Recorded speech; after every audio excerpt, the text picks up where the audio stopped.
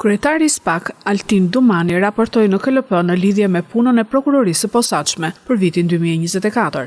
Të pranishëm gjatë raportimit ishin përfaqësues të OPDAT dhe përfaqësues nga Ambasada Amerikane në Tiranë.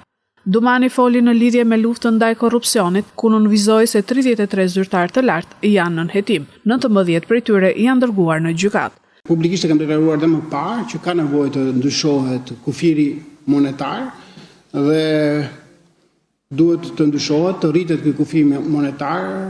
500 euro është një vlerë simbolike dhe jam plotësisht dakord me ju që nuk kishte qëllimi i krijimit të prokurorisë së posaçme hetimin e vepra penale me natyrë korruptive në këtë nivel, në këtë kufir monetar prej 500 euro apo 50.000 lekësh. Patjetër, SPAK është krijuar për të ndjekur rastet e korrupsionit të madh dhe subjekte të profilit të lartë.